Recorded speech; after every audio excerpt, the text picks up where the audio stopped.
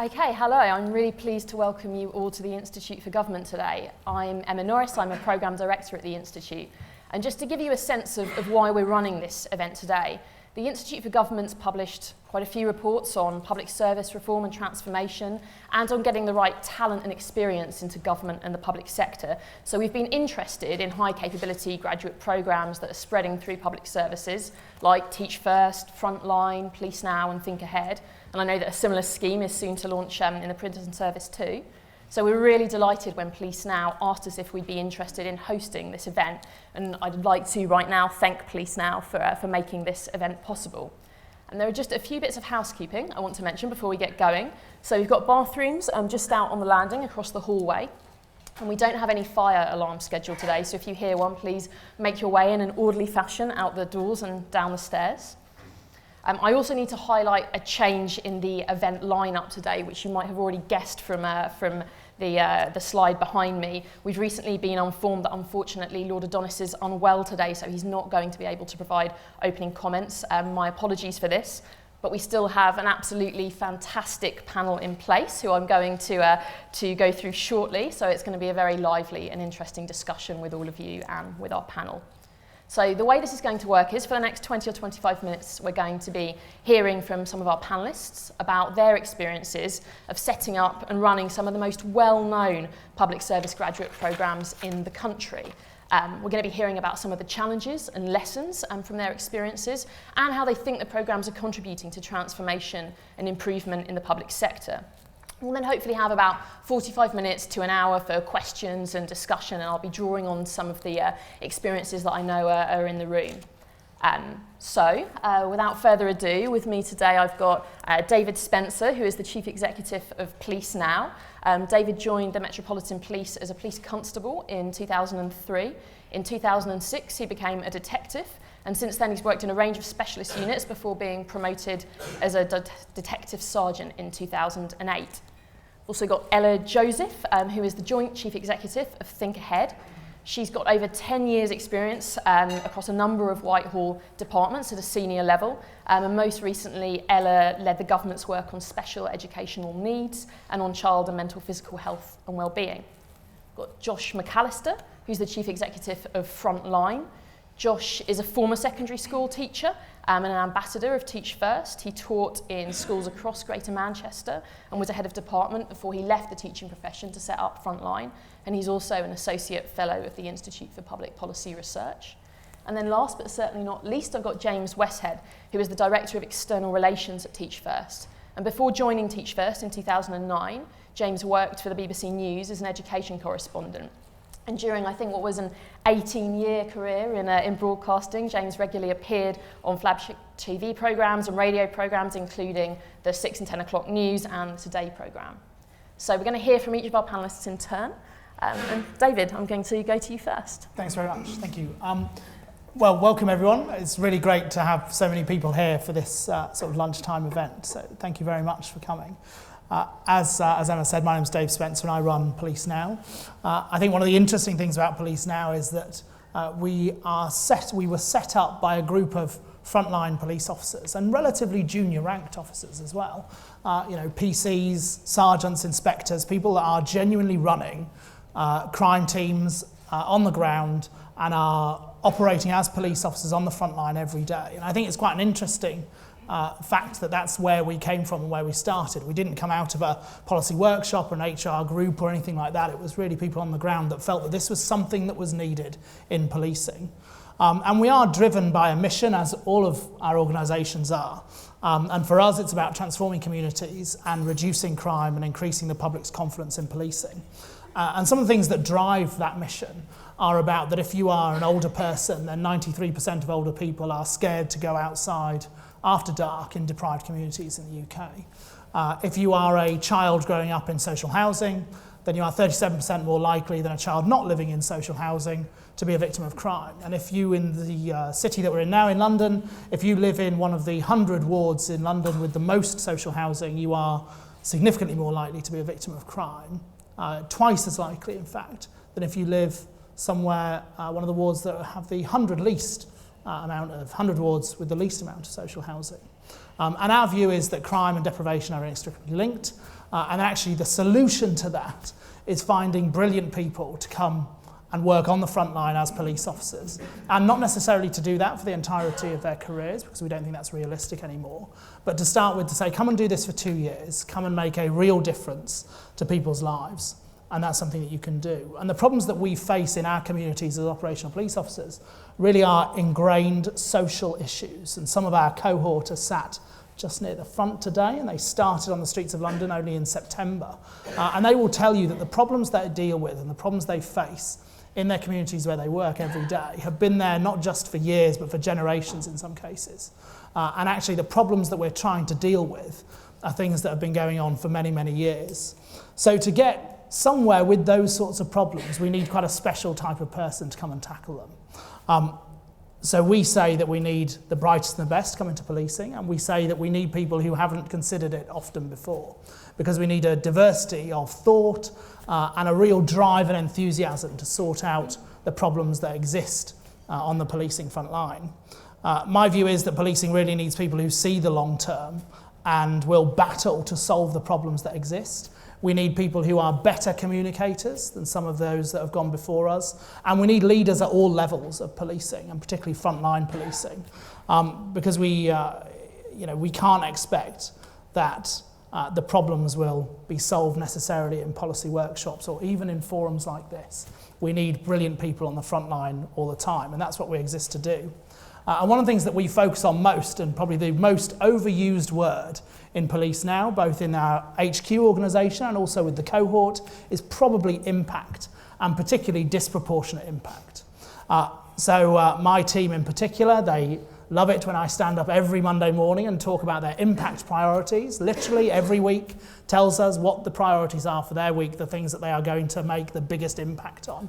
And every member of our cohort has to tell us what they're going to have an impact on in their communities. And they do that every 100 days. So every 100 days, these police officers who joined policing only in July for their summer academy and then started on the front line in September, every 100 days, they have to come to us, and in front of an invited audience of about 150 to 200 people, they have to say to us, what have you achieved in your community to make a real difference? What is the impact you are having every single day?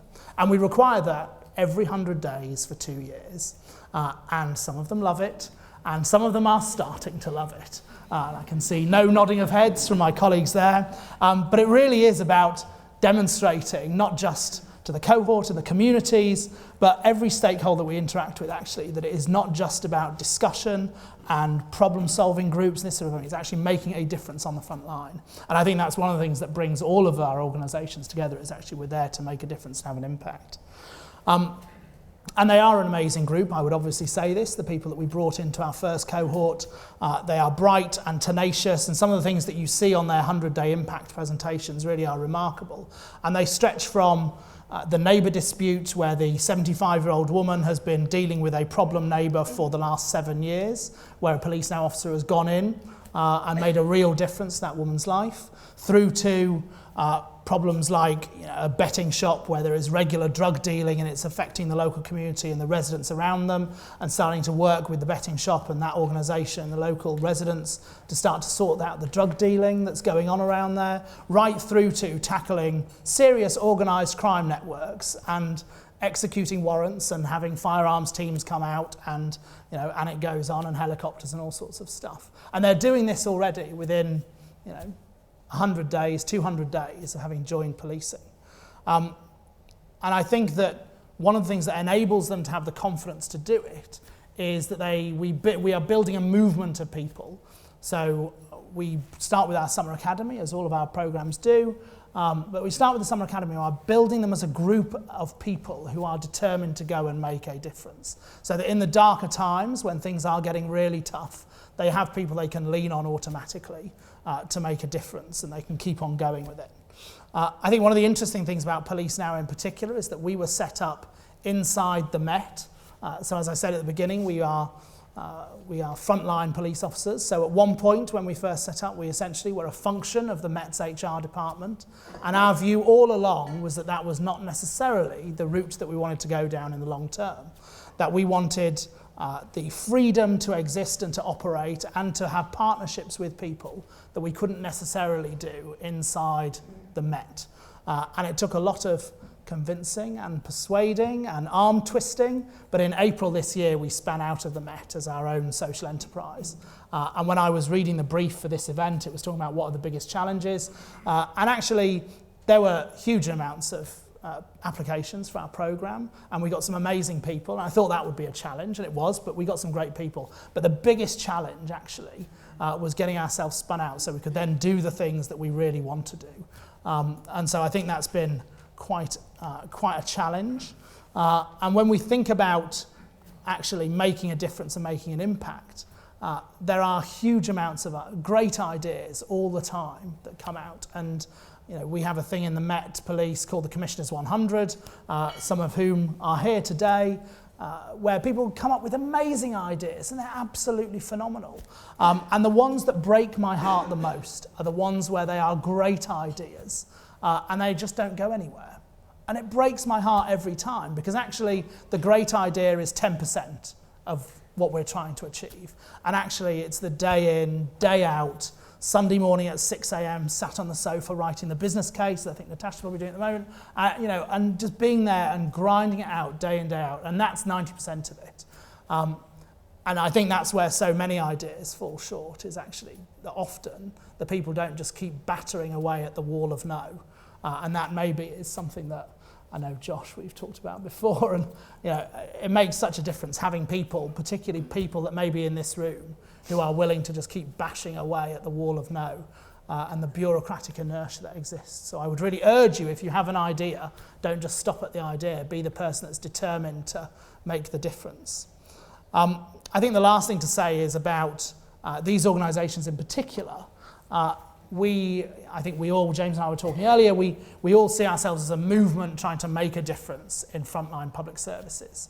And we can talk about collaboration, which we do, and we've all worked together and helped one another's organisations to make a real difference. But actually it goes back to not just having an idea, to doing it. So I was having a conversation with an incredibly bright young police officer before this event, and they said to me, why don't you create an app? You could have an app where it just maps where all of our participants are, where all the Teach First schools are, and the frontline, the frontline social work areas are, and where all your police now officers are. I said, it's a brilliant idea. You should go away and do it. And there was a pause, and I'm waiting for the yes to come through, but I'm sure it will. But that for me, it's about impact. It's about really willing to do something, and that is what we're trying to do with our participants and with police now. So thank you very much.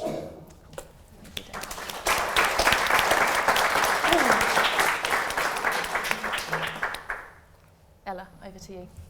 Thanks very much, and thanks for having us. If anyone doubts Dave's enthusiasm after that, he will show you a photo of his 9-week-old baby in a Police Now baby grow. So just in case there's any doubt whatsoever about where he's coming from.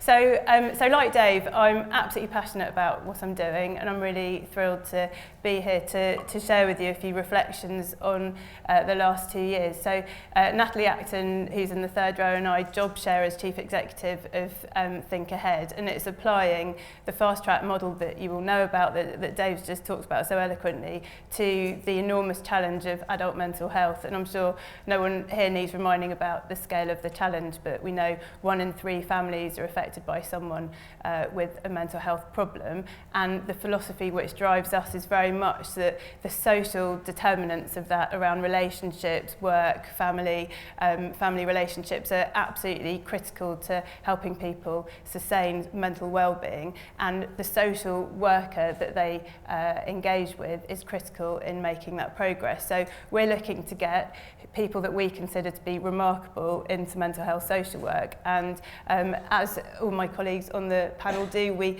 select absolutely rigorously to get people who don't just have an academic prowess, but also have all the other innate attributes that we think will make them exceptional mental health social workers. So they get put through a very rigorous selection and assessment centre process, which I'll tell you a little bit more about.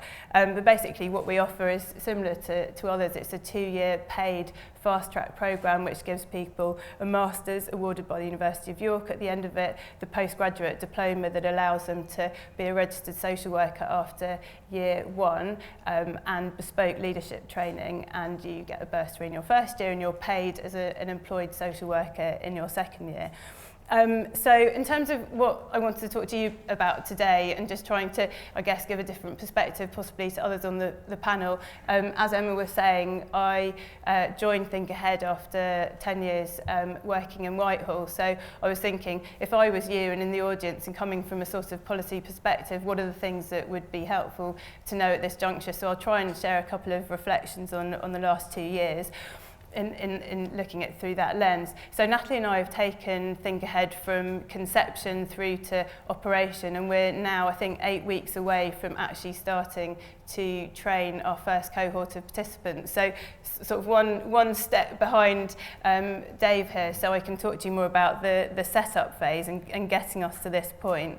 I think something that I just want to endorse from Dave's comments is that the collaboration between us, Police Now, Teach First, Frontline, and now hopefully Unlocked, and Natasha's sitting here in the front row, has been absolutely pivotal in the smooth, I think, setup phase for us. Natalie and I have shamelessly learnt from and borrowed things that we thought were going really well and applicable to the mental health challenge. And we've also learnt from what you guys have been very candid with us about being some of the trickier issues to cope with. So we're sort of hugely grateful, and also feel that we're definitely already more probably than the sum of our parts. I think it's worth saying that the sort of distinctiveness of our brand in the graduate marketplace has also been incredibly important. So whilst in the sort of the comfort of these 4 walls, I'm really delighted to talk about collaboration, and we do collaborate out on campus as well. I think having a really clear brand identity and really explaining to possible participants about why they might want to join one scheme over another is actually a really important part of our success. So I decided just to pick on 2 of the challenges that I thought you might be interested in, and also 2 of the things that I found surprising over the last couple of years. In terms of the challenges, one thing that we've sort of struggled with, I guess, is about our relationship to the sector, the social work sector and the mental health sector in particular. And it's really been one of trying to tread quite a fine line between talking about being transformational and exciting to potential participants, at the same time as knowing that we have to work in partnership with social work. We're reliant on NHS Trust to provide our on-the-job training places. We want to think about how we raise the status of the social work profession, how we get the best people into mental health social work, and really be welcomed into those community mental health team environments. So it's very important for us that we are exciting and transformational and look like we're adding value to the sector, but we also work in partnership and bring people with us, and that has been a tension and continues to be a tension that we deal with all the time. However, the story so far seems to be a happy one, and I think mental health social workers and the social work community see the benefit, and I'm sure Josh feels similarly, that our ability to add to the evidence base about what works, and it's very, very scarce at the moment, the evidence base in this area is definitely seen as a big win, and people see really, really talented people who wouldn't have otherwise considered social work on the cusp of joining their organisation. So we've built a good relationship, but there are times when that is a tricky balance to manage. And similarly, on the sort of the tension of our independence and ability to be really innovative, at the moment, again, similar to Dave, who has just become an independent charity, we're about to become an independent charity, but our core business at the moment is funded by government grants. So we want to be innovative, but we also need to have those close working relationships with the Department of Health, which we do have. We've got a very independently minded board. Julian, I hope you'd agree with that. But we need to sort of manage the tensions between wanting to do something new and different, but also knowing that we need to conform to certain standards, not least being approved by the industry regulator. So there are sort of tensions there.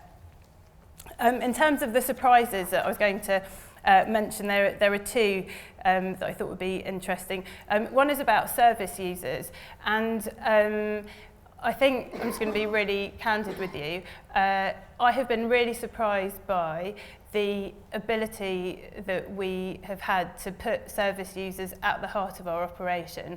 If I'm being completely honest, 2 years ago when someone said, you know, we need to think about how to bring service users into this, I had in my mind a sort of I don't know, advisory board that we might go to every 6 months or so and have a nice conversation and almost do it as a tick box exercise was the sort of thing that I'd seen happening quite often from a sort of policy perspective in government. However, what we've managed to do is really work in partnership with service users, and it's been an absolutely brilliant collaboration. They've helped us design our curriculum, they come to our assessment centres and interview our participants, they talk to us as a senior management team about the public face of the organisation, how to speak to the mental health community in a way that will explain what we're doing in a way that people understand and feel will improve services. And it's not just a public relations exercise, it makes me feel much more confident that we are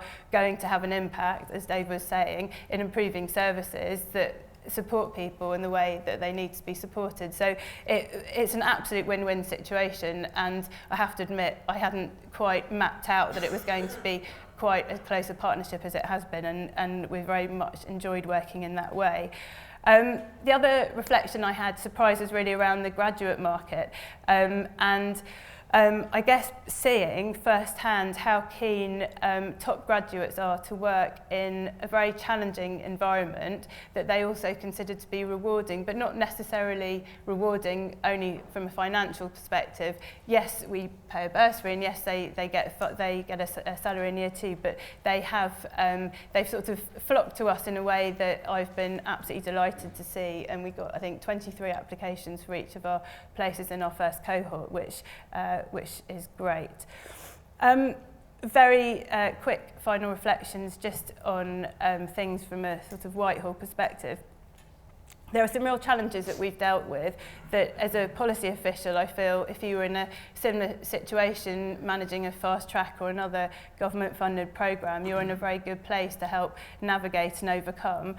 One is around the sort of internal financial planning, where we are regularly waiting until sort of right the end of the financial year to know the position in the next year, which creates a huge amount of uncertainty, and is something that I'm sure I could talk about at length, but it does have lessons which are applicable. We sit firmly between two policy teams on the workforce side and the mental health policy side, and again that's a sort of a juggling act that I think as a policy official is quite hard to manage, but one where you can have a huge impact. And the other thing is just to say that unlike Dave, we've taken much longer from the sort of conception to full operation. It's taken us 2 years, and I'm hugely grateful for the luxury of that time, and I feel like it would have been incredibly difficult to do it much faster than that. So hats off to you. But the 2-year setup and then 2 years to get a proper evaluation means that we're really asking for 4 years to convince you with robust evidence that we're having the impact that you'd like to see. And then 3 very quick sort of conditions for success, again, which I think are probably transferable. One is that we've had great visibility at senior levels in government, and I think that alongside a sort of continuity of policy sponsor at more junior levels really helped us. I feel like we've been on the end of very proportionate accountability type structures from the Department of Health, which they've been happy to do in tune with our board accountability processes, and that's been great. And then finally, we've been the huge beneficiaries of a flow of government secondees. So we've had a number of fast stream placements and secondees coming in from the civil service, which, as far as I'm concerned, has been a huge win-win for us. So perhaps something that we can talk about a bit more. Okay, yeah. Thank you very much.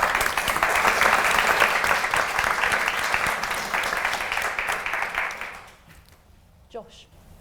I thought I'd do well to start by using a quote from Michael Barber, who I'm guessing is a famous and well-quoted person here and at many other think tanks, who, referring to the education system, talked about the strength of schools and the whole education system being only as strong as the teachers that are in it.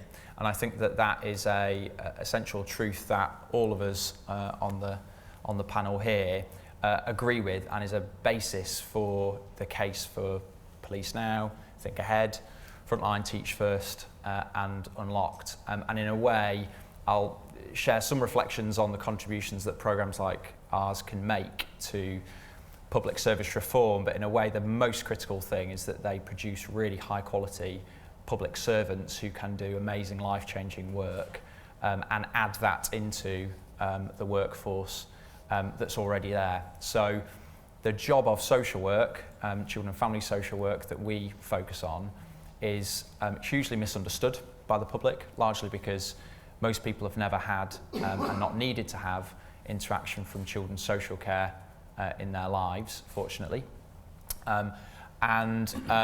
Often those who do know something about social work often know it through a rather negative lens of the Peter Connolly or Victoria Climbié cases. And in fact, there is a Channel 4 documentary this week on an undercover investigation into Birmingham Children's Services, which I fear may bring back some of people's worst first impressions of the Children's Social Work Service. But when you look at the job that social workers are there to do, particularly in child protection, and you break it down and describe the tasks that are involved in the work and the attributes that you need to bring to the job that you do, people overwhelmingly think the job sounds amazing. The ability to work with a small number of families where there are children where there might be a risk of abuse or neglect, where there will often be cases of domestic violence, substance misuse, mental health problems, housing issues, poverty, and your job is to do what all of the professions have said they can't do, which is help that family change. And you need to approach it with a real deep belief that people can change. You need to hold that hope and optimism with the sense of risk in a statutory environment where you're appearing in court and giving evidence, where you're bringing the ring of professionals together, whether it's the police, teachers, health visitors, and others in the social work profession, to get some action and to help things change so that you can get out of the family's life and help them move together with stability and safety together, or where the child is removed and has a better start and a better chance somewhere else. So there isn't really, I don't think, a more difficult judgment to make in life as to whether or not someone can continue to be a mum or a dad. And the ability, the potential to intervene and fundamentally change what's going on in a family's life is incredible. And when you see social workers do it really well, it actually comes down to some very subtle features of practice. And those marginal gains, the way in which you knock on the door, the first question you ask the mum, the way in which you remain curious and unsure about what might be going on, but still able to act, those things, quality decision making, social worker by social worker, not only transforms the children and families' lives that you're working with, but makes the whole system much better. And this is a system in the UK that costs us £6 billion a year, so it's not cheap. There are about 500,000 children who have some social work involvement at home, and I haven't got the time to list the outcomes for those children, but they are shockingly poor, and social work has the opportunity to change that. So in a way, I just wanted to stress the basic point that what we're all about doing is bringing some more amazing people in to do these remarkable jobs. There are a couple of other quick things which I think are contributions all of us are able to make to our respective professions and to public service as a whole. One is the image of public service. 70% of graduates have never considered a career in social work before.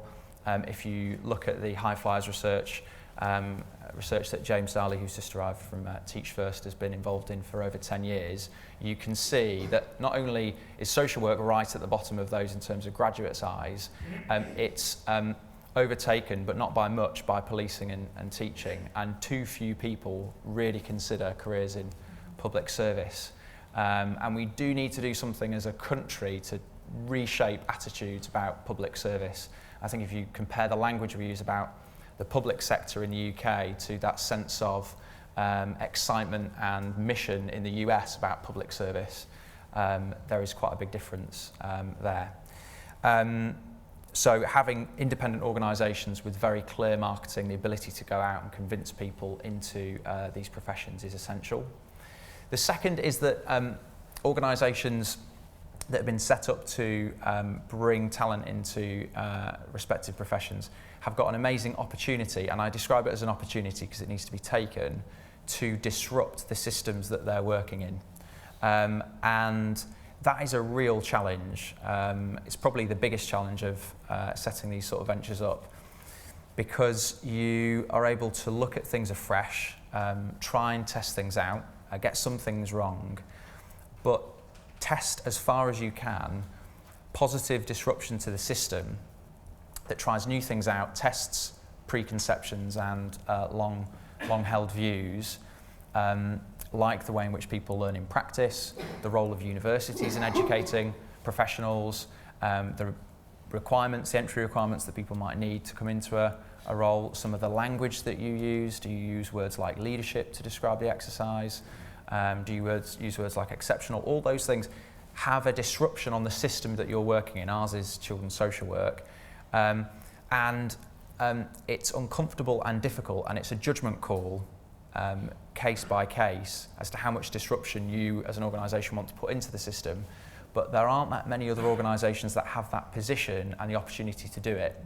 And I think the challenge for Frontline going forward is that as we become more established, we're now 3 years old, I have this constant sense that we're going to be dragged more and more into being less disruptive and more establishment. And I think the trick is to position these organisations, and this in a way is a question of scale, how big do you want to be and how establishment do you want to be, but to position them in the sweet spot where you can be partners with the profession that you're working in, but get an agreement that the basis on which you're doing that is to provide some positive disruption into the system, and that the disruption that you added in 3 years ago may become commonly held and accepted as a view that should be adopted across the board, and therefore you need to keep disrupting and do more in the future. So I think that's a big challenge. And I think the other reflection I'd have is that all of us have got the opportunity to add leadership into the systems that we're working in. Often leadership in the public sector is used to describe those who are in positions of greatest authority, so at the top of the organisations. And yet the jobs that social workers, police officers, prison officers, teachers do with children, families, service users, prisoners, members of the public, is a leadership exercise. And most of us have a view that the public services that we're working in could be improved by the application of leadership throughout the system.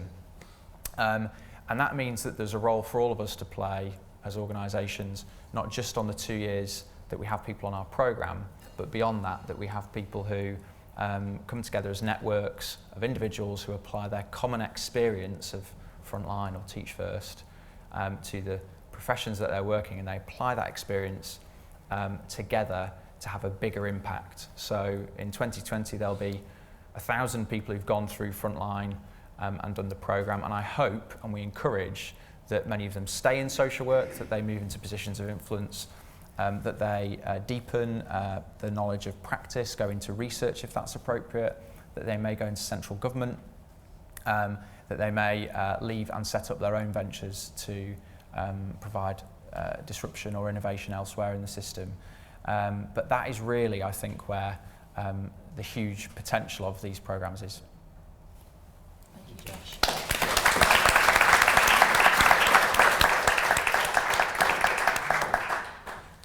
And then finally, James. Thank you. First of all, can I just say I feel slightly fraudulent because I'm sitting here with 3 people who have actually founded game-changing programs. I've merely joined one, so that's not quite so impressive. So my perspective is going to be slightly different than theirs. And the other thing I feel slightly fraudulent on is that they've all spoken, so they've taken all the best lines. So I'm going to now try and just build on what they've said. So I joined Teach First in 2009, and like these guys, I was drawn by the vision of what Teach First could achieve, by what one of these programs could achieve. In Teach First case, it's the challenge that in this country, if you're born into a low-income family, then your chances of succeeding in education are substantially, disgracefully less than average. In fact, your chances of succeeding if you're on free school meals, of even getting the basic 5 C's at GCSE are less than around 1 in 3. So 2/3 of children from poor families will not leave school with qualifications that will enable them to succeed. Now that's disgraceful for those children, but it's also a terrible scandal for the entire country, our future, our economy, on a whole host of levels. So that's what attracted me and many others to get involved in Teach First. And then building on what others have said, really the sort of core mission, the core idea attracted me.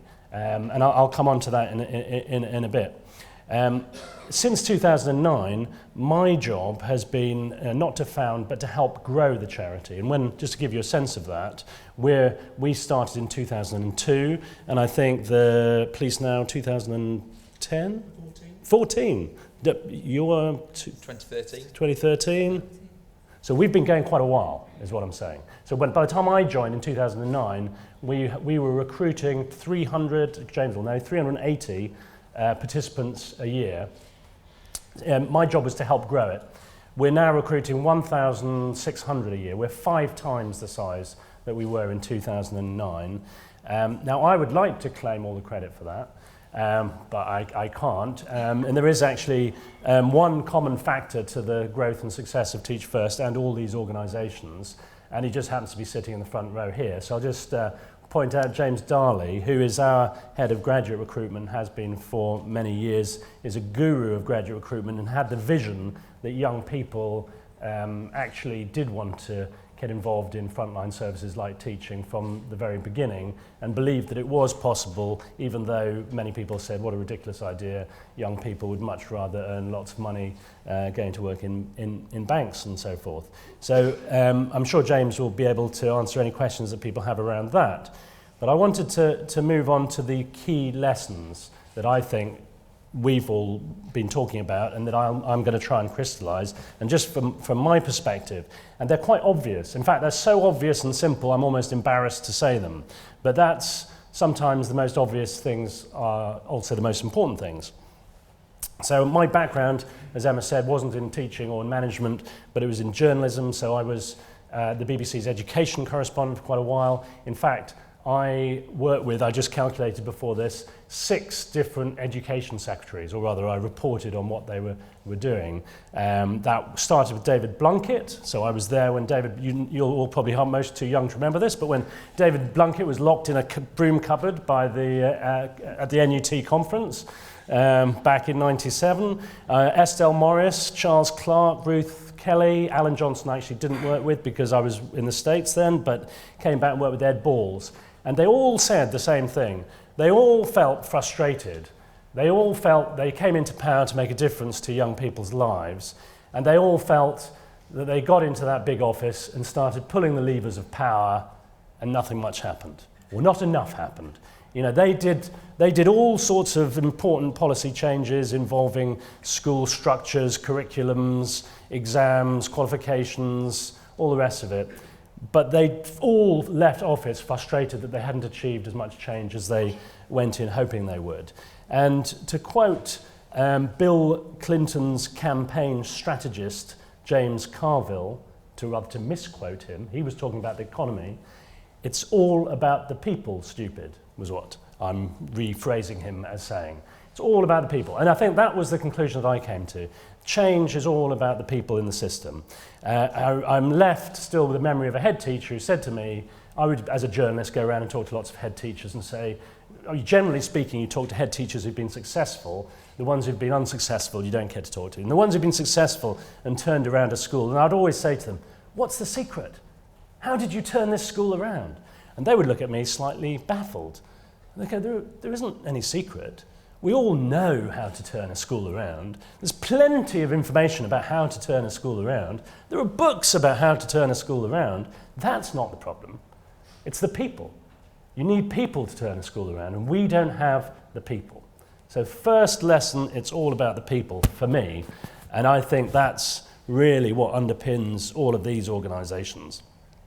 Now there's a second very related lesson, which has also come out this morning, which is, and that all these programmes share to one degree or another, is that it's about leadership. And there are lots and lots of different definitions of leadership, but for me, leadership is when you see a problem, you run towards it rather than you run away from it. And preferably, you run towards it and bring other people with you to help. And I think that's what Teach First changed. That was what Teach First flipped, if you like, when it was created. The founder of Teach First, Brett Wigdorts, his insight was that at the core of this problem was leadership. And he flipped the idea of leadership so that he flipped that sort of hierarchical, linear concept, head teachers, the leader. And I still speak to lots of people in the education system who think that's how leadership works. But we see it completely in reverse. We see it upside down. We see the leader as the teacher in the classroom, as the person on the front line, because they're the people who are running towards the problem. And they're the people who are taking responsibility. They're the people who on a day-to-day basis, just like you were saying, are on the front line dealing with this problem. And that's daunting, and it's also exhilarating, and it's also challenging. It's what all our public sectors need, and it's also great insight that Brett had. It's what young people out there want. It's what they want to do. They want a challenge. They want to be stretched. They want to do something that they can really contribute and achieve very, very quickly and make an impact. I've written your impact priorities concept down. James, you missed that, but poor Police Now people every 100 days have to present on the impact that they're making. Great idea. But it's that idea. And I think without that, without the people and then without the leadership, how can our public sector, public services really thrive? And it's also why we're not a teacher training organisation. We are not a graduate recruiting organisation, even though we do both of those things. James has got a whole cupboard full of awards for graduate recruitment, and we've got an Ofsted. We've got a list of outstanding rating. We've had the largest ever in history Ofsted inspection of Teach First, and they found us to be outstanding on a whole load of different categories. But that's not what we're really about. We're not really about teacher training or graduate recruitment. We're called a leadership development program, and we're really about growing leaders. And the final lesson for me, which is also a leadership lesson, is that nobody does all this kind of thing on their own. I mean, you just can't. Nobody tackles a really big, difficult, important problem on their own. It obviously takes a team to do it, and actually takes, when it's really difficult, it takes more than a team of people. It takes a community of people, and actually it takes more than a community of people. It takes a movement. So Dave's absolutely right. We're all in our own way, and possibly in an even bigger way, trying to build a movement of people, and that I think has been there right from the very beginning, and I mean that in the broadest sense. So from the very beginning, we didn't see schools, universities, other organisations involved in this as the problem. They're part of the solution. So the fact that you're working with the very people who some others might see as the problem, they're actually involved in running your organisation and helping run it. That's perfect. That's exactly the way it should be. So we didn't see them as part of the problem, but as part of the solution, and our role is how to help bring them along with us and help get them running towards the problem rather than away from it. And the other aspect of the movement, as Josh said, similarly, we now have 6,000 ambassadors, and by 2020 we'll have 10,000. So how do we connect, mobilise, enable them to continue to work together and with others to help address this problem? And one big part of that is to help them. We help them set up social enterprises, and other charities. So there have been some 40 other charities have been sort of spawned out of Teach First, if you like. But our ambition is to have many more, and to have many more head teachers. We've got 20 who are now head teachers. We've got 5, I think maybe now 600 Teach First ambassadors who are in senior leadership positions across the country. So. But despite all that, these problems still remain, and we've got to do more. And I think there's some really interesting challenges for the future.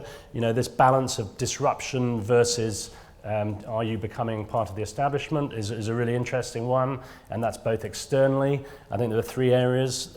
There's growth. How do you manage the growth without falling over? There's the culture. How do you maintain that culture internally of being really... I'm not sure if disruption versus establishment is the right sort of spectrum, but that's sort of how you might think about it. And then externally, your brand. One of the big challenges for us, as I've been describing, we've been around for quite a long time now. Are we part of the establishment? Are we a bit of a boring thing? Might it be more interesting for graduates to do these new programs? So that's a challenge for us. How do we keep our public-facing brand exciting, challenging and attractive to the next generation of young people? So that's it. Thanks to James and to all the panel. Okay, so I think we've heard about some of the features of the programmes, from being built by the frontline for the frontline, an emphasis on leadership and collaboration, and on people, as James emphasised, rigorous selection and quality. Some of the challenges, the balance between innovation versus conforming to standards, and the challenges of independence and getting spun out, and then what the contribution to public services is for these programmes. So reshaping attitudes to public services, a really deep partnership with users, and disrupting systems and providing space for testing new ideas. I know that you're all going to have lots of questions about all of those subjects and others, so I'm going to open this up to the floor now. We've got about 40 minutes left. I'm going to take questions in sets of 3, so our panel has some time to think about them and come back to them. I also, James Darley's already been mentioned in the front row and has had a big contribution to all of the programmes we're talking about today. We've also got Natasha Porter from Unlocked, so I'm going to come to both of you at some point this afternoon as well and ask for your comments. So, who has some opening questions? Go here first. Perhaps, sorry, if you could just also say your name and where you're from. So my name's Ryan, and I currently work at the Department of Communities and Local Government. I'm actually on the Civil Service Fast Stream, and a piece of work I'm currently looking at is how to create leadership across the public sector, particularly looking at joining up or creating alignment between the Civil Service Fast Stream and the similar programmes in local government. And what really strikes me is we're trying to get our graduates involved and talking to one another and having interchange opportunities, is that across your schemes you could have one grad from each of your scheme interacting with the same family.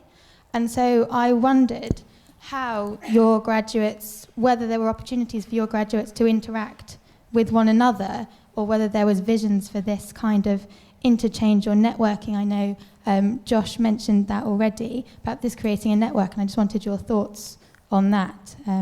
Because we also have something called the public bubble, where we bring graduates together. So, to the panel. Thank you. Okay, just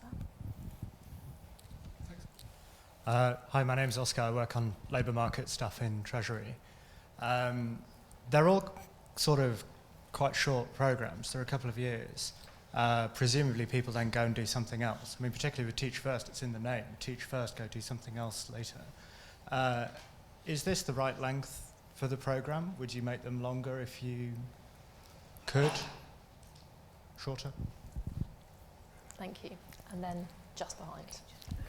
Thank you. Samantha Butler from Cabinet Office. I look after the Commissioning Academy, which is essentially working on similar things to yourselves, but with existing leaders. And people are equally ambitious, and I think what we hear from them is that the challenges that you all outlined at the start are really complex and multifaceted, and they can't necessarily be changed by social workers alone, or police alone, or teachers. And what we're seeing now is, rather than leadership within their own organisations or disciplines, is actually a sort of systems leadership, looking at, even something like isolation and the impacts of that on a wider system. So I was wondering on your views about systems leadership and how you involve that in your programmes too, please. Great, thank you. So we've got interaction between programmes. Are the programmes the right length? And systems leadership. Who wants to go first? Can I do the right length? Absolutely. So Oscar asked about is Teach First and others at 2 years the right length. So I think that's a really good question. There's a number of reasons why it's 2 years. One is, in very simple terms, from a consumer and recruitment point of view, you're trying to, if you just look at teaching, the historic pitch to would-be teachers is, this is a lifelong commitment, this is a lifelong career for life. That isn't something that might have appealed. It may well be a career for life for many teachers, but it isn't necessarily an appealing pitch to the kind of people we're wanting to attract onto this programme in the 21st century, when people have a different conception of millennials, at least, have a different conception of the way their career is going to unfold, and they want to have control of it. They want to be able to pick and choose. They don't really think much further ahead than 2 years.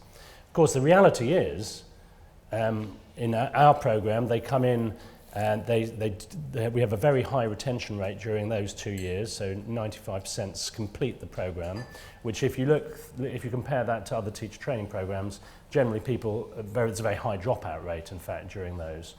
So we have a very high retention rate during those 2 years. After 2 years, 2/3 stay on after that, in fact, in the classroom teaching.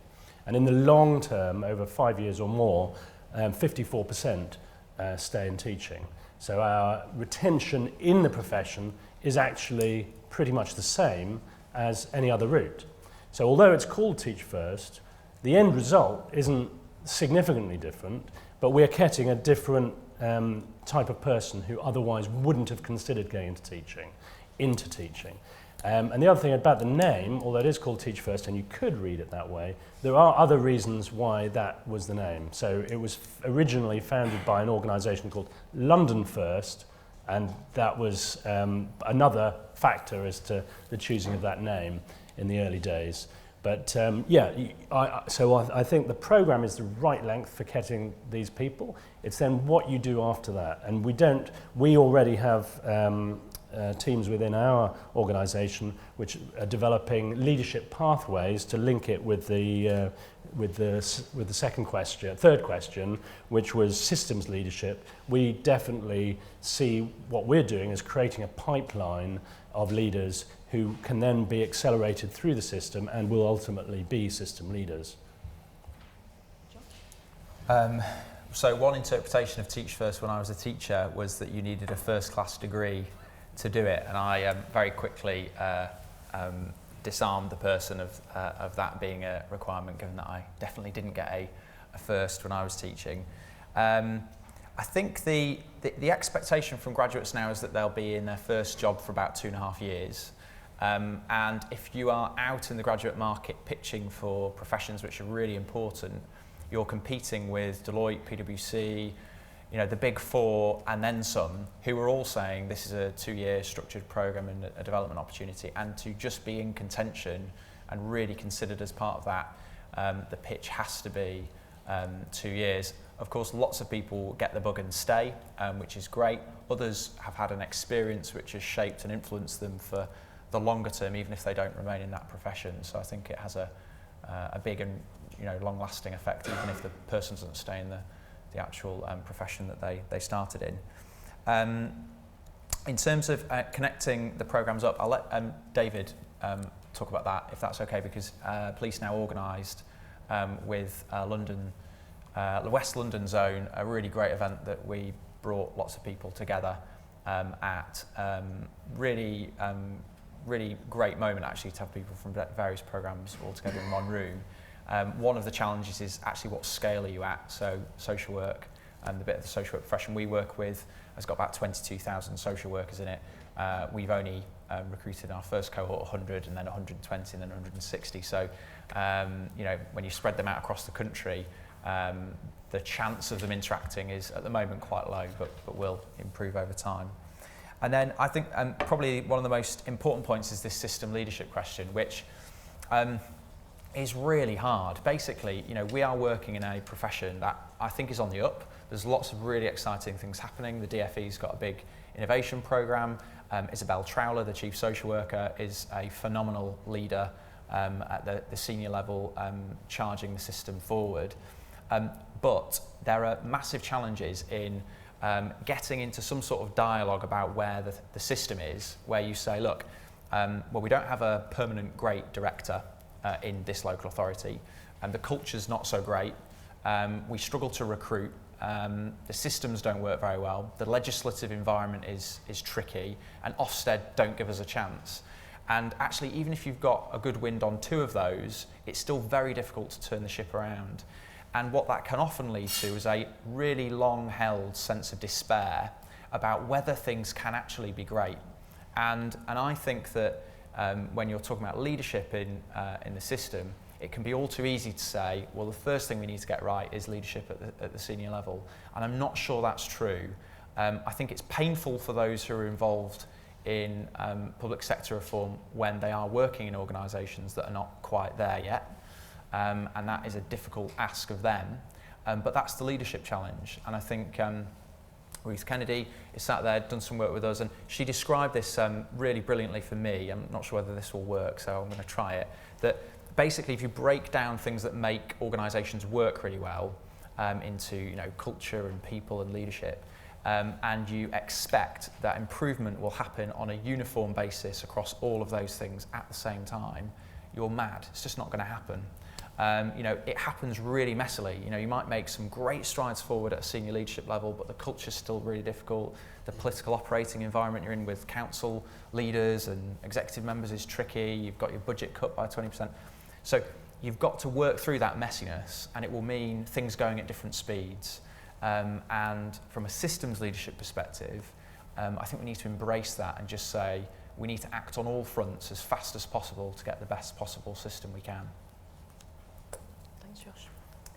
Just building on that, so as Josh was describing, our interpretation of leadership is very much that to be a really fantastic mental health social worker, you need to display really excellent leadership qualities about empowering people and influencing change. So I think we've got a really similar understanding there.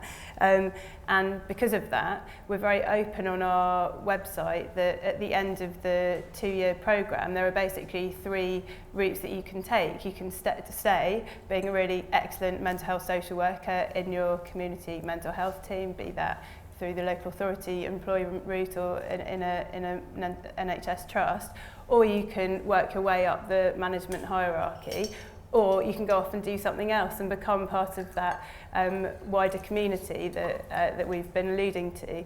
And we try and give inspirational examples of each of those. So we've got people who really are happy mental health social workers, and they're not always easy to come by. So we try and really give profile to people who are incredibly enthusiastic about their day job. We give sort of pen portraits of people who have gone up the management chain. So for example, one of the host organisations that we partner with, the chief executive of the NHS Trust is a mental health social worker by training, and that's very, very unusual for someone to have the sightline from joining as a graduate, seeing that they could be running this trust over a number of years. And thirdly, we've really tried to work with people who started life as a mental health social worker and now doing something completely different. And Tessa Zhao's an example. She worked with us and doing a video recently, and I think just giving people those options, so saying yes, it's a 2-year programme, but we'd love you to stay, or there are all these other things that you can do and have a huge impact is part of the story that we're telling. And in terms of driving change, sort of systems change, we've embedded that into our curriculum. So our curriculum is really about how do you change the social factors in people's lives individually within their family network, but also out there in communities. So we have a module and a master's option, which is very much about driving community level change. So I hope the people that are looking to us sort of see that we're asking for a 2-year commitment initially, but really what we're asking for is a sort of long-term commitment to driving change and improving mental health services across the country. I'll probably take the 2-year bit first if I can. So in policing, in teaching, so head teachers, there must be something like 20,000+ head teachers in the UK. For policing, there are under 300 chief officers in the UK. Now, I don't think that every police officer wants to get promoted, and that's the direction everyone wants to take. But if we're bringing in racehorses, brilliant, tenacious, bright people into policing, there's only 300 chief police officers in the UK. Where are all these brilliant people going to go if we presume that they will want to progress and develop and do different things? I don't think it's realistic to say that we're going to hold on to all of them. It's just the reality of having a very sharp pyramid. And I think that the feed off of that is one of the interesting things about policing is it's just not a very porous profession. People come into policing and often stay for a very long time, and that's great if that's what they want to do. But the result of that is that you have a profession which is not, to be honest, well understood in the public. You read newspaper articles, magazine articles, policy making documents, all of these sorts of things. Policing is not well understood. Josh talked about it for social work. Policing is just the same. The reality is policing is not Luther. It's not what Idris Elba is getting up to on a Tuesday afternoon. And I fear, actually, that the way that people understand policing is often through that rather dramatic perspective. So what I would like to see is actually we becoming a slightly more porous profession, whereby people come into policing, have a great experience for 2 years, and then go out and do something different. And they, yes, become policy makers or journalists or people in business or whatever it may be, so that over time, policing is better understood in terms of how it actually is on the front line day in, day out, and actually how it feels to take a child into police protection at 2 o'clock in the morning, or how it feels to have to negotiate with someone holding a knife to someone, or how it feels to have to arrest someone. I would like to see that, and I think that can only be beneficial for society, given that the citizen and the state meet each other most dramatically often through policing. And I think police now is a vehicle to enable that. In terms of the alignment across programmes and that sort of question around it, Josh talked about the West London zone, and that was a really great event which I went to and which we had members of our cohort to. The one I'll probably mention most, which I was most impressed with, was the East London event, which was actually organised again by Alice and Ben, sat there. And Ben indeed is a Teach First ambassador, so quite interesting. So he did his time in the classroom and then joined Police Now. And the reason it's impressive in particular is that Ben and Alice set it up themselves. They said there is something that can be done here to collaborate between Teach First and Frontline and Police Now. And so they set up this event, and about 100 people came along and started to talk through what the challenges and how they could work together in Newham. Now it's a small number of people. We are not, compared, there are 130,000 police officers in the UK, and cohort 1 numbers about 67, and 2 will be 120, and 3 will be about 200. We're not talking about massive numbers, but it is a start. But I certainly agree with the point that actually the solution to this is about all the problems that we've been talking about today is collaboration across the different organisations. I think there's a lot more that could be done between our organisations, but we've all got the stuff that we're focusing on. We've got enough to do at the moment. But I think over time that that systems approach across the piece is probably where we will start to see most progress. Great, thanks Dave. More questions? Okay, just come to the front here. Thank you. Julian Legrand from the LSE and also on the board of Think Ahead. It's a query, James mentioned retention rates, and one of the things we've been thinking about evaluating the programme for Think Ahead has been retention rates, and I've always basically assumed that the higher the retention rate, the better. I got an interesting discussion with another board member from Teach First, who said he would regard 100% retention rate as a failure. that, and this I have to say was quite a shock to me, and it never occurred to me that it would one go that way, but I'd be quite interested to hear, well, I'd like to hear actually the justification for that position, which I'm sure either James would be able to provide us with, but also what the views of the rest of the panel are. Would they regard high retention rates as an indicator of failure of the programme? And if they would, then what's the denominator of success? Thank you. I think you have to hand that to James. So I'll come to you on that one, James.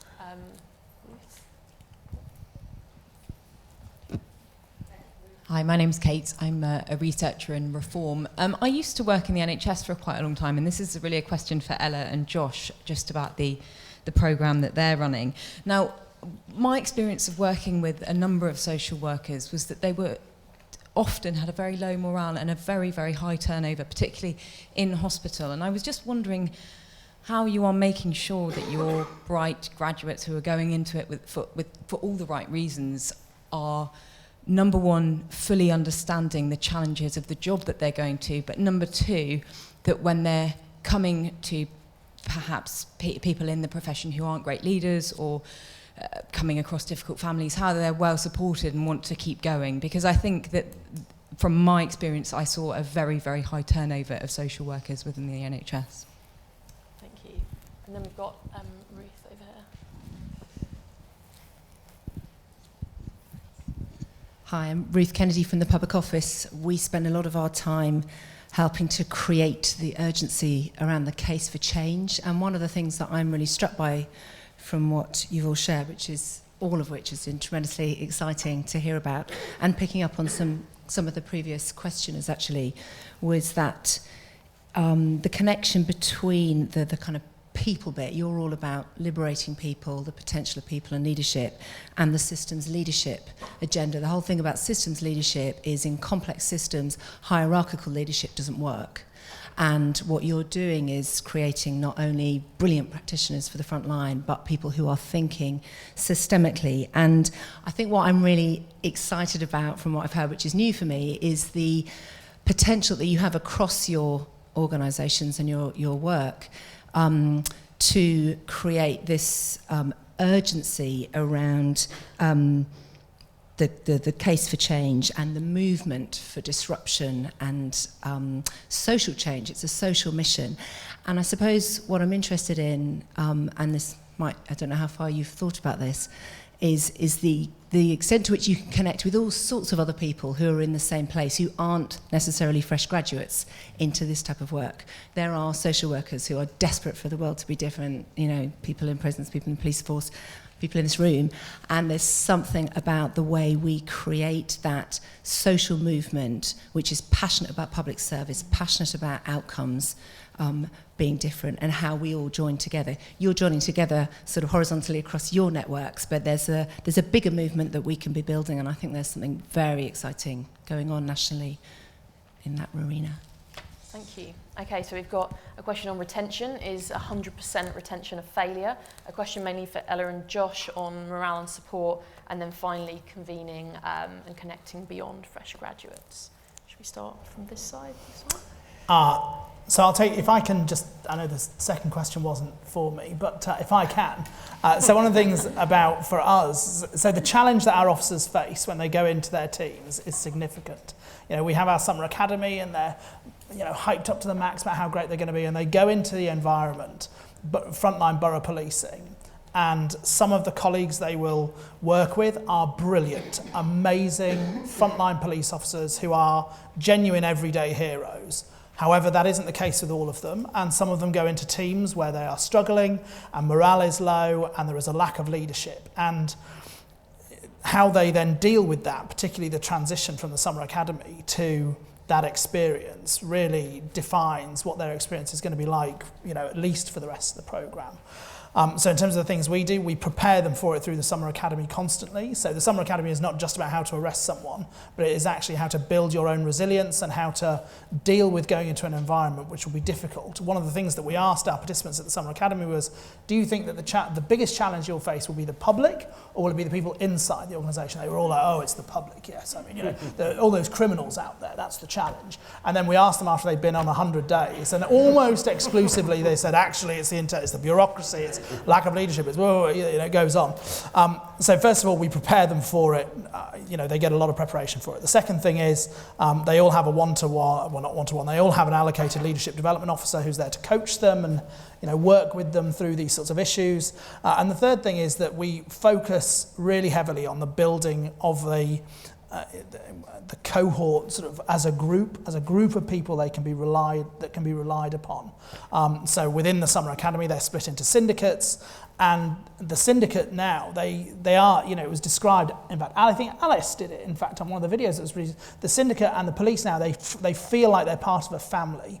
So they feel able to go to someone, even if it's a peer, and that's really important. So, for example, they have a course partner throughout their Summer Academy. So one person they have to meet with every week and say how it went and what's gone well and what's gone, and that continues. So I think those things are really important. I realised the question wasn't for me, but I thought I'd contribute something. Retention rate is 100% failure. Well, there are some of my colleagues sat in the room, and I'm absolutely convinced that when I answer this question, they'll shake their heads. It'll be outrageous. And, there are colleagues here from the Mayor's Office of Policing and Crime as well who are investing in police now as well, I'm sure. But the reality is 100% probably is a failure, because the reality is, these people are brilliant that are coming in, and there isn't necessarily the opportunities for everyone. That if we are bringing in racehorses, if we are bringing in brilliant people, can we really retain them forevermore? I think it's just unrealistic. I spoke about it quite a bit. It's not a porous profession, and I think it can be much more porous. So, we don't want it to be 0%. I don't want there to be no one stays on after 2 years, because that would be a bit of a red flag as well. But actually, what I do want to see is that there are people who come in and stay and do brilliantly, and there are people who go and do brilliantly elsewhere. So I don't know what the percentage is. My biggest worry at the moment is that so many of them are loving it that it is going to be 100%. They come in and we ask them right at the beginning, how long, you're going to stay for 2 years? Yes, I'll stay for 2 years. Are you going to stay for your entire career? Oh, I'm not sure about my entire career. Not sure about that. And the percentage is a lot lower. And then we ask them now a year later, and they say, do you think you're going to stay for most of your career? And they say, actually, yeah, I'm really enjoying this. This is really good fun. As well as being able to make a difference. So my biggest worry at the moment is too many of them are going to stay. In terms of hierarchical leadership, well, you may have heard policing is a bit of a hierarchy. There was an article in the Times over the weekend, which was quite interesting on this point. We are trying to broaden a movement within policing. It is not just about our cohort.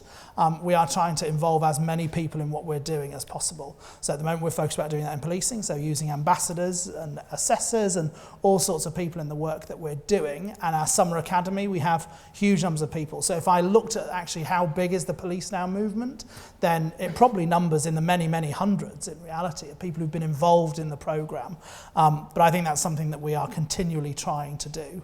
And I think the best model for that I've seen in the work I've done is the Commissioners 100, which is a frontline movement of relatively junior ranked officers who get to turn up to the Commissioner with great ideas, and they sit in a room of about 150 people and pitch their great idea for 8 minutes, and then the whole crowd electronically votes on whether it's a good idea, and then the Commissioner rather imperiously sits there and says, makes a decision. But that is really about a movement of people that really want to make a difference inside policing for us. And I think they've done the people that are involved with that have done a remarkable job about getting ideas out there and involving as many people as possible. You said your red flag would probably go up if no one stayed. I think I would definitely want to see us at least matching traditional routes into social work in terms of retention. However, at that point, I'm going to shut up and let my 2 board members slog it out in public. So I'm not going to engage with whether 100% is right or not, but I completely endorse what Dave was saying about we want to create system-wide change, and that might require people doing other things in their career. Just picking up on the sort of morale and support issue, it's something that we're incredibly very sensitive to and really focused on addressing. And there's like on police now, there's a number of things that we do. So we've been really lucky that over the last couple of years we've worked with quite a lot of people who are also Teach First ambassadors, and one of the things that they've really brought to our organisation is that sense of how the cohort effect for them was quite often the thing that got them through. So as you were sort of describing, when they felt like they hit a brick wall or they're having a terrible day in their school, going back to their cohort was the thing that gave them sort of energy and drive and the hope that they could achieve change and they could make a difference to go back out there and carry on. And we're really committed to sort of emulate some of that. So the things that we're doing similarly to Dave are through the work that we're doing on our summer institute, the way that they'll be learning, training out there in mental health teams and units of 4, and that sort of thing. And a lot of the leadership skills that we're teaching are very much around self-awareness, self-reflection, resilience, being able to know where to go to for help and have conversations that will then allow people to get the support that they need. So it's something that we sort of focus on a day-to-day basis. In terms of the environment that they're going into, we put our host organisations through their paces to really explain to us how they were going to provide a training environment that was conducive to our participants going out there and feeling like they can have an impact, that they're welcome and that they're working with like-minded people. Now, it's obviously not a watertight arrangement, but we really were explicit from the beginning that we were looking to work with organisations who believed in the power of social interventions to drive change, wanted those to become part of what their community mental health teams were doing, and saw a really important role for social workers to do that. So we've really tested the sort of philosophy of the organisation and how committed they are to our vision of change. And beyond that, we've also put our trainers, so these are the senior mental health social workers who will be training our units of 4 through their paces, and done a similarly rigorous selection and assessment exercise that we've done with participants. So we've put them through really quite gruelling role plays. They've met with service users. It's been a sort of a mirrored process to really check that we're getting the best of the profession to train our people. And on the sort of support front, we've been very clear with them about the role that they would play in sort of mentoring and coaching at the same time. So I feel like we're doing a lot there, and I can come back to you in a year and tell you whether it's worked or not, but we feel confident that we've put the right things in place. And I think just very quickly, just building what Dave said about the movement, I mean, we very much see our movement as much bigger than the 96 people who are starting the programme in July. I think we've got probably 10,000 or so people who are registered on our website as having an expression of interest in the programme, wanting to join, thinking about it as an option. But similarly, we're working with colleagues across the social work sector, the mental health sector as well, and beyond. So like you, we definitely see our movement as much broader than those who are actually on the programme. Thanks, and then maybe I'm going to have to ask you to be quite quick so we can fit in one more round of questions. Sure. So in terms of retention, we've gone back and forth on whether there's an arbitrary number, 50, 60%, and I think that's unhelpful because what you want them to be doing is something which is addressing the social mission of the organisation, which will overwhelmingly be in the profession that they started off with, because that's the vehicle through which you've got them excited about the issue, the social problem that you've invited them in to address. So for us, over half of the people we absolutely want to be remaining in social work after the programme. And beyond that, let's wait and see. And if lots of them are going off to do nothing to do with issues that affect children who are at risk of abuse or neglect or social disadvantage, that would be a failure of the organisation, and we would need to look at who we're recruiting, how we're getting them excited and who we're connecting them with, I think. So that's the framing that we apply to it.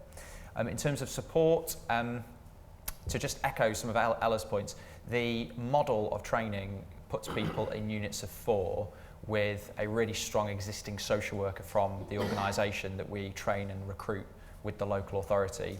So they're based together as a team of 5, which gives local authorities that take 2 or 3 units, in a way, a small critical mass, if you like, of people that if the organisation takes that number year after year after year, we've got local authorities in London who've now got 24 frontline social workers at various different stages of their time on the programme in the organisation. That can really help.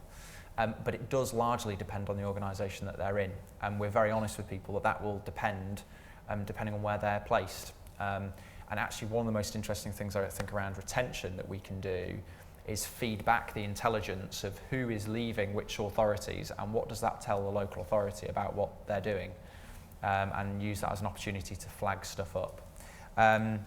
And then in terms of working with people already within the system, there's a really great Dylan William quote about working with those at the bottom and at the top of the education system, and his point around improvement is you've got to learn to love the one you're with.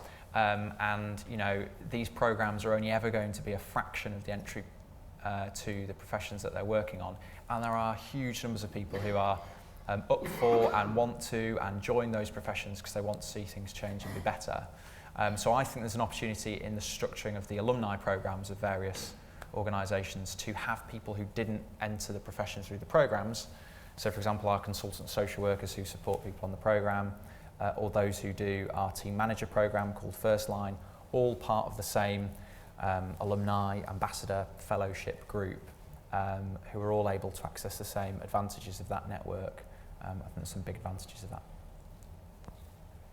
I wonder if James wants to talk about the 100% question. Just very, very quickly. So for me, you can't change society in silos, and I think we have to change perception. So some of what Teach First does, it's our whole theory of change. In the short term, you raise attainment, aspirations and access to opportunity. But in the long term, you continue to be part of a movement, and Josh cited this as well, you continue to be part of a movement that wants to fix that issue in whatever leadership roles that they're doing. So we certainly hope that in the future we'll have a Prime Minister, Education Minister, heads of industry, heads of corporates, heads of schools. We need all areas of society to care about the issues because the problem is complex and you can't just fix it if it's done in silos. So for me, you just need ranges. I don't think 100% staying, 100% leaving, that's never going to happen. You just need a range which gives you an alert that you need to look at things and see what you're doing. But a lot of what we do at Teach First is to work on campus to try and make people understand that these problems exist because society just doesn't know enough about this.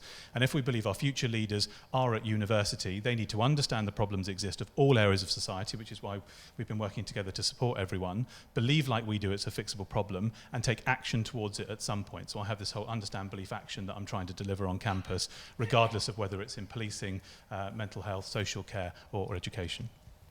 Thank you. And just building on that, I won't add much, but just to reach the point that there are many others outside of our sort of definition of movement who could and would want to be involved. Absolutely. So we work like the other organisations do with many other partners, people, just take for one example the businesses that would support us. So we're a charity, we depend on financial support from business. The government gives us a contribution but doesn't fund all of our costs. So businesses contribute not only funds to help us recruit, train and place amazing teachers, but they also give their time. So every single one of our teachers is offered access to a coach in business, for example. So that's one every year. We have to find 1,600 business coaches. And there's a whole network of support of people out there who care about the issue that James has described and want to help. And we very much see that as part of a broader movement, and we want to continue growing it. Great, thanks James. Okay, it's almost 2 o'clock, so I'm going to take one last question. So who's got a really good question? I'm going to go to somebody at the back because we haven't heard much from the back. Just there, that's right. Thank you. Hattie Davison, Youth Policy in the Cabinet Office. Is there a risk around these grad schemes being seen as like an easy fix? So public service needs reforming, let's apply the Teach First model. And it strikes me that the more that spring up, the more not only you're probably competing from the same pool of graduates, but you're trying to create this transformation with actually a very modest proportion of the workforce. I'd also be really interested in hearing from Unlocked, which I think it's, assuming it's the name of the one that's in development in prisons. That's right. Thank you. Okay, Natasha, why don't we start with you? So the question... Sorry, would you like to... Could you repeat? Would you like to... Could you repeat the question quickly for Natasha and Unlocked? Just, is there a risk of this being seen as an easy fix? Is it actually something that's suitable for all public services? Yeah, thanks. Thank you for your question. I think in terms of prisons, it definitely is. I think each different sector would need to look at what the problems are. This has come out of a review that we've been doing of education in prisons and trying to reform the prison sector. Were the prison sector not being reformed, it would definitely be a lot more challenging. I think it helps if you've got leadership who support your mission values. I think it helps if you've got an organisation that has the right structures. But I think if you do, then it can definitely be applicable. And just on the question about retention, which I know James spoke about briefly, and for us that's really interesting because one of the real problems with prisons is ex-offenders. There's a really high reoffending rate in this country, and one of the problems is they just can't get jobs when they leave because people don't employ ex-offenders. And part of that problem is people who are in leadership positions just have no idea about what prison's about, what offending is about often, but they just kind of, there's such a negative preconception about it. So what programs like this, I think, do is get people who would never think about working in those sectors in to see what happens there. And when they leave, I actually think that's quite powerful because they take that message out with them into companies, into wider society. So my hope is, alumni of our program will employ ex-offenders, will change their company's policy on that. And that actually will have probably an even bigger impact than putting them into the sector for those 2 years in terms of kind of long-term outcomes. Thanks. Thank you. And then 10 seconds from everyone else. Ella, I'll start with you.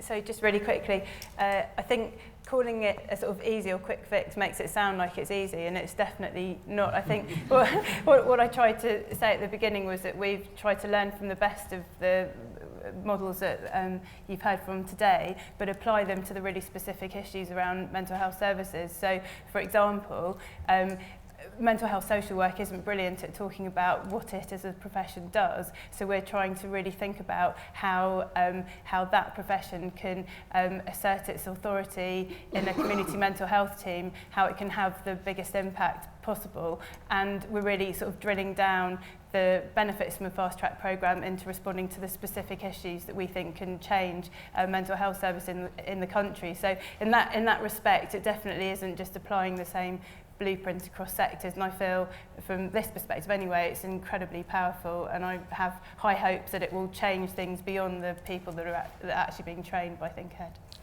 Josh? Yeah, sure. It's only ever going to contribute to other things that are going on in those professions, but just to locate this a bit historically in terms of what graduates might do. In the 19th century, the settlement movement was booming. It was big. Places like Toynbee Hall in London were the site of top graduates from, the very small number of people that went to university, particularly at Oxford, coming into London and working with people who've got huge disadvantage to understand the social problems and then go off and become lawyers and barristers and parliamentarians. And fast forward to the late 90s, and we just had the top four, the big four, dominating graduate recruitment. And there was nothing in the way of saying that the herd of graduates who've done very well out of a strong economy, very good social support, and often from middle class, well-advantaged backgrounds, who have a sense of social purpose and see that there are things that are not quite right in this country, want to apply their talents to address that through their first career move. There was nothing that was there, and so the creation of Teach First is one of the most important things that happened in the public sector in the early noughties. I don't think that can be understated, not because it got great teachers into London alone, though it did, but because it triggered not just the organisations up here on the panel, but also a renaissance of graduates choosing to apply their talent, skill and energy to major social problems. And if we think those social problems are worthy of time in Parliament and debate and scrutiny and journalists covering them and all of us rolling our eyes and saying the world isn't good enough, then we also need graduates to be choosing it as a career. And I think that's where the potential is.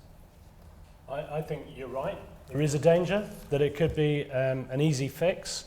And I can tell you that on an almost weekly basis, We get approached by government officials, politicians who've identified a problem somewhere in the system and think surely there could be a sort of some version of Teach First to solve that problem, which obviously it doesn't work like that. You know, and the fact, you know, as these guys have just said, it is not an easy fix because it's really difficult to do.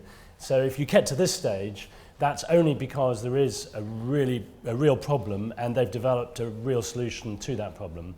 But more broadly, your point is also an interesting one, which is small number of people, a big profession, how can it really make a long-term difference? And I think there is a high degree of leverage around these interventions in the sense that you can take a small number of people can have a very big impact, disproportionate impact. You just take a Teach First, the research into the impact of Teach First on schools. There's a well-known academic who did a piece of research on the impact of Teach First on schools, just looking at GCSE results. She was what you might term a Teach First skeptic.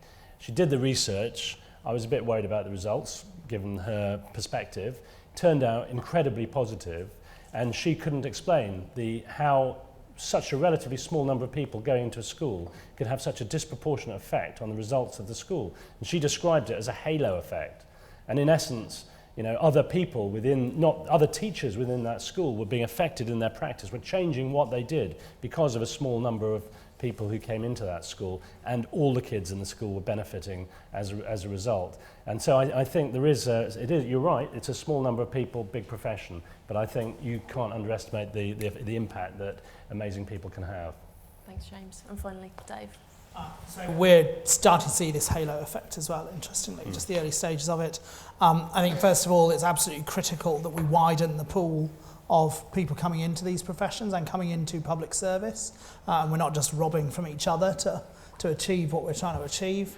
And I think one of the really important things for police now, for our organisation, is how we can contribute to the progression of policing and criminal justice and community transformation, all of these sorts of things. It's not, for me, it's not just about recruiting great graduates and doing that sort of stuff. That's, yes, a key technical, functional task, I suppose.